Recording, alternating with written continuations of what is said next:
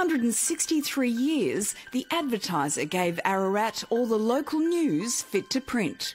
Last month, the presses stopped, and the only reporter in Ararat left standing was 16-year-old Jack Ward. So you were 11, aren't you? Yeah. I've loved journalism for as long as I can remember. I've been watching the nightly news and breakfast TV since I was in primary school.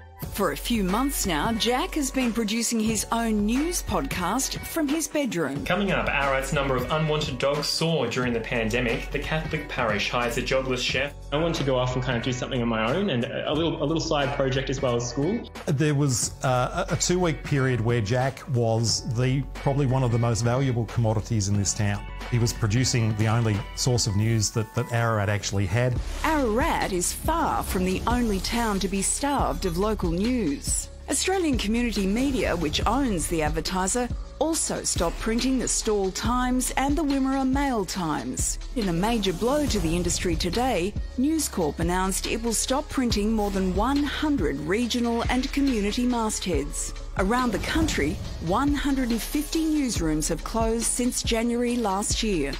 Country communities want to see things that are happening in their area. They want to know who's died. They want to know who's had a baby. They want to see who's got married. They want to see who's won an award. Craig Wilson's the owner of another paper in nearby Beaufort, half an hour's drive from Ararat.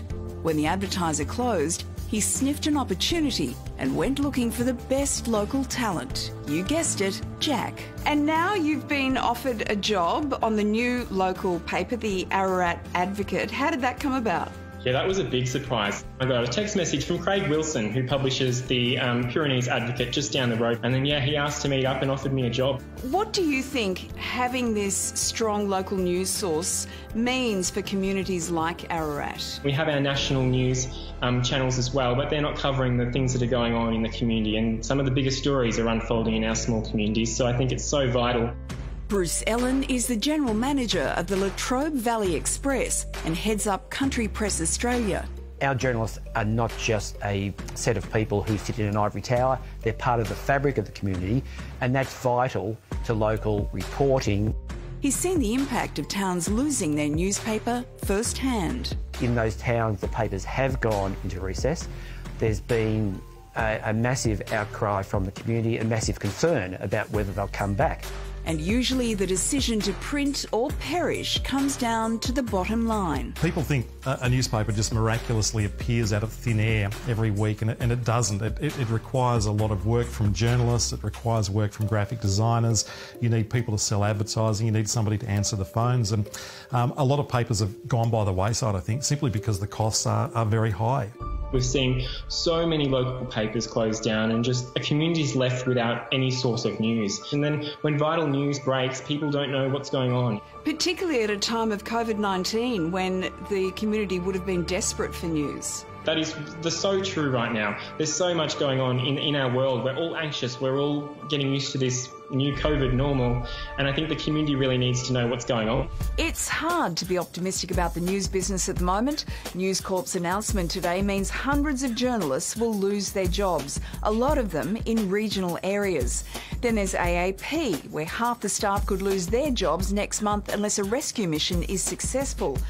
But despite all the bad news, it's full steam ahead at Ararat's new local paper, The Advocate. People in the street who've never met me before are stopping and telling me how much they're enjoying the paper. So for you, what does the future hold, Jack? There's so many opportunities out in the industry. I mean, the end goal would be to working for a big network like Channel 10 and maybe sitting on the project desk one day, who knows?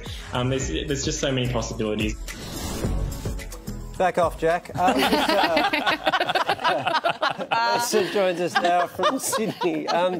No, I mean, congratulations to Jack, Lisa. It's an amazing effort, but it strikes me that it's not really a sustainable model for fixing the problem of the closure of all of these newspapers. Do you think there's any chance the government might come to the rescue of the remaining regional papers? Oh, we can only hope, Wally, but we reached out to the National Party today to see if they'll be pushing for another rescue package.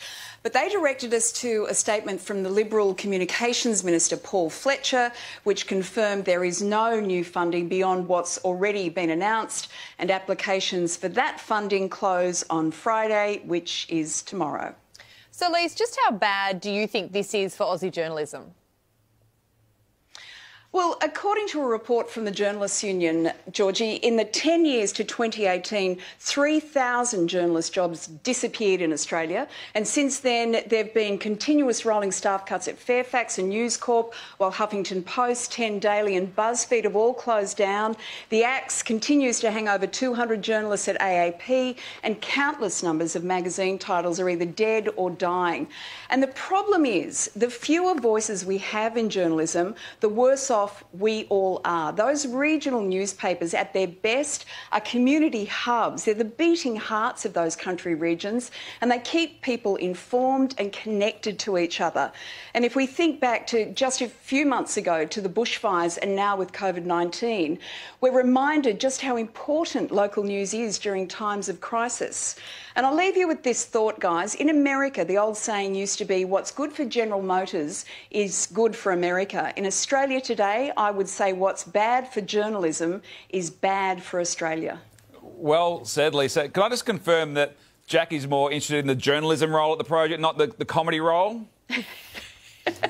I cannot confirm or deny, but Jack is going places no matter what's happening in journalism, and we should all be nervous. We're all looking over our shoulders now, aren't we? Great to chat to you. Thanks so much, Lise. Thanks, guys.